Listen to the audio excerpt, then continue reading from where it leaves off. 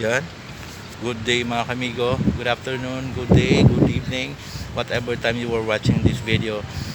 Sana po nasa mabuti kayong kalagayan and you are watching MIGO-THE Searchlight. Welcome po sa aking channel. And if you are new to this channel, you may subscribe to this channel. Just click the notification bell for you to get updated whenever I am uploading my new videos. And you may even try to like this video and share this video to your Facebook account for others to be informed about what is my objective towards having this YouTube video. So today, may isang taon, si Chapining, ang magtatanong sa akin mga kamigo ng mga certain issues, and may pinipay siyang mga questions sa akin, and I'm just going to answer those questions ng mga prinipay niya kanina lang po. So I'm gonna answering those questions. Ilan ba prinipay mong tanong, Miss Chapining? We have 8 question and answer portion tayo. Oo, So, ay tatanong sa akin ni Chapining yung mga inisip. Kanina mo lang ginawa yan? Oh, actually, ginawa ko siya kanina for you to answer naman. Ako naman yung Siya answer. naman yung nasa spot natin Nasa ngayon, guys. hot seat, no? Yes. Sige nga, anong mga question ba yung mga itatanong mo sa akin, Miss This one. Chapining? At first, ito na. On your opinion, are you ready to be a public figure? I'm always readying myself to be a public figure someday, somehow. And today, nangyayari na po yun mga kamigo. And as a person, I always put myself in the position to be judged. But nonetheless, I am always capable of filtering which judgment should be accepted and which should be not. I am a person who were always looking forward to where I could give something, to my people, not just on my finances, because as a person who were grown up in a place wherein poverty and starvation is very rampant, I think I need to spread my kindness, not just to the people who need it most, but most especially to those children who were watching someday, somehow, on my videos na nagmamatter naman talaga in many ways. Good answer. That's my answer to your question. Bakit ko, kung gaano ako ka-ready maging public figure. Ready na po ako maging public figure since I am having my YouTube channel. Yes, yun yung way ng natin ngayon platforms parang na natin. Makatulong tayo sa community, Yes. community natin. Oo. Yan. So, good answer. O, ano pa ba yung question mo number Yes, na yes. ano? Oh, yes, meron naman tayong follow-up question. So, number 2, ready ka na ba? Oo. Number 2, sino si Nico? Si Migo, I'm just a little kid before, and I'm always dreaming, and I'm always believing to myself, and my father always taught me on how to impose the image of bravery and a person who always gave strength to other people. And I'd like to be an inspiration to others, especially to those children who will be the future of our country. I am a person who always imposes the values of a Filipino, that is humane, cultured, and refined person. I'd like to be an image of strength to everybody, especially to those people who were suffering from mental illnesses, and I'd like to share and expand my horizons towards helping others. And I think for me, helping others is not just limited to our family, it's not just limited to our relatives, but it is always expandable and limitless to other people, regardless of our sexes, regardless of our gender, of our status in life. It is always important for us to see our situation that we are all equal in the eyes of God. I'm not oftenly saying my God, but then again, I kept on believing to my God because my father taught me on how to do it, on how to practice my thanksgiving to the people who truly cares for me, who truly love me. Okay, ang galing. Para tayong nasa beauty pageant, no? Ang ganda ng ng mga question mo sa akin, Miss Jamie Mai.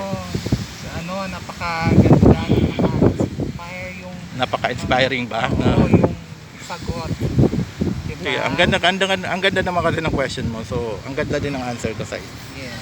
So, we proceed. Number 3 na. So, ito, in number 3, bakit mo naisipan mag-vlog? For you. Bakit?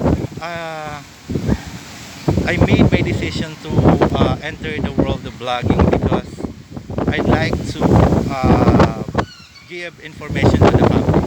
Since my video is educational, I'd like to teach people. I'd like to teach those people who were interested to watch my video. My video is not just informative, it is always educational, and somehow it is entertaining, and I am giving my prizes to this kind of video that I am having. I'm actually imposing certain prices. I am having my platform that is not just limited to one subject. I'd like to rise up in every occasion, and I'd like to see my purpose in a way that I am seeing myself as a teacher, because we could all be a teacher to someone else, especially to those people who were trying to be more progressive in their growth, not just in physical, but also in our emotional and mental being. And I'd like to, and we could all be a doctor to someone else, especially to those people who were suffering from paranoia, anxiety, mental issues, mental tortures, depression, stresses. There's a lot of people who were suffering right now because our country had been very affected by the COVID-19 pandemic. And not just me, not just Miss Ochapining that has been affected by COVID-19 pandemic. Our workplace was been affected for for 2 years, almost 2 years. We had been affected by COVID-19 pandemic, and I think it's always important to rise up in every occasion that we are battling, and let's face the reality that we must be brave to conquer and to adapt that kind of experience that we are experiencing as of today. Diba? Very well said. So, sa number 3 na yan, Number nainganyo na entice na ako kasi we have Oo.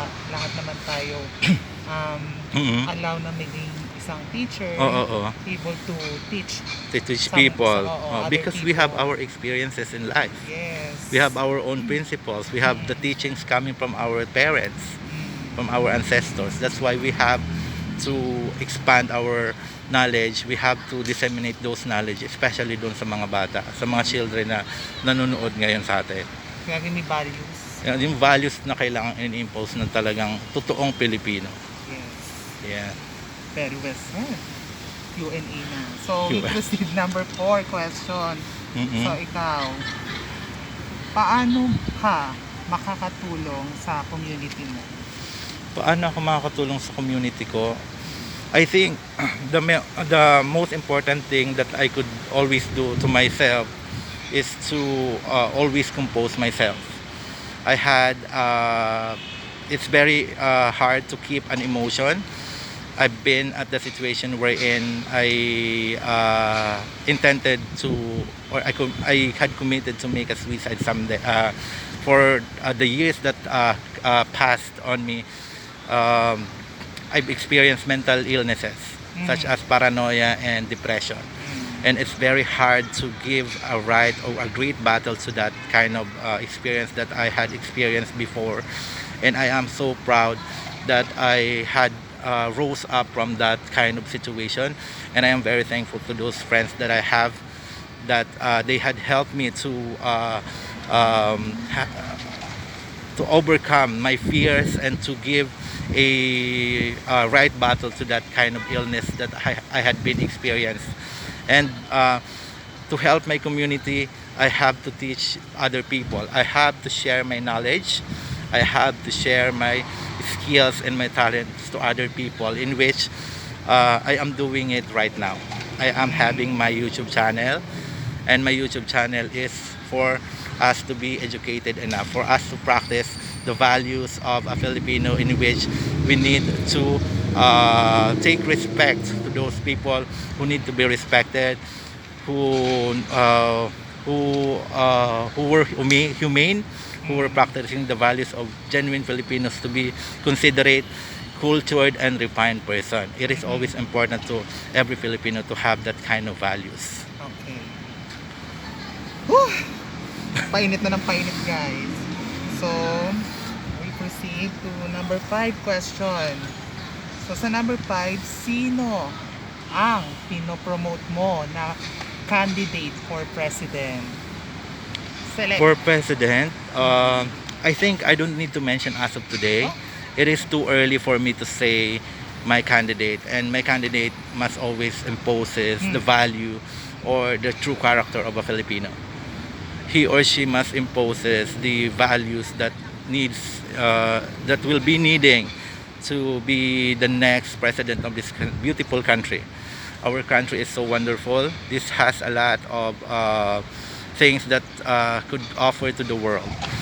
It's not just Leni Robredo, it's not just Bongbong Marcos, it's not just Manny Pacquiao or Panfilo Lacson or Yorme Iskor Moreno who were running for president. There's a lot of people who tried to their luck to be a next president of our country, because our country is so beautiful. And my leader must always have that kind of value, that unity is the very important thing to him. Our next leader must always imposes not just intellect, proper intellect, but also it requires him or her to have a compassionate heart and a spirit, and he always put in the situation in which he's just an ordinary person. He or she must imposes the character of humane, cultured, and refined person. I'm always looking forward to that kind of person, because it is important to a person, especially to the president of this country, to have a good values. We are not against, or we are not in favor to the person who kept on fighting to each other. I just need someone who loved the country, who loved the welfare of every Filipino.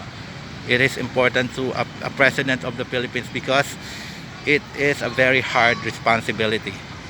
The duty of the president will be the hardest thing. Will be the it is important to a president to have a good or mental health for him or him to decide the best thing for the Philippines. I think it's too early for me to say my candidate. So I'm someday, somehow, before the election, I'm going to upload a video in which I am promoting such person who were my candidate already. But today I do not have yet. But I like the proposal or the plans of our candidates, especially those who were running for president, Bongbong Marcos, Leni Robredo, Panfilo Lacson, Mayor Isko Moreno, and Manny Pacquiao. I like Manny Pacquiao because somehow it's hyperbolic, but then again, he wishes to have every family a home, a house. He wanted us to have our house in every family. Si Panfilo Lacson naman, gusto ko siya because he wanted to eradicate the corruption. Si Yorme naman, masyado siyang masyadong precise yung mga sagot niya sa mga interviews. Parang may solid na siya na ano tawag dito, plano sa ating government. Parang gustong-gusto niya talaga maging leader ng ating government, because napatunayan na niya yan sa as mayor sa parang may siya behind those sa Manila, dito sa Manila. And kay Bongbong Marcos naman, gusto ko rin yung plano niya sa ating government, because yung sagot niya doon sa mga interviews, lalo na doon sa kay Boy Abunda, napaka-precise ng mga sagot niya. He has a concrete plan to our government. And to Leni Robredo naman, it's a matter of parang napaka-formal nung ng platform of government niya. That's why it's very hard for me to choose doon sa 5 na yon. Pero I'm still choosing kung sino yung pipiliin ko sa kanila, mga kamigo. I'm not gonna promote you as of today.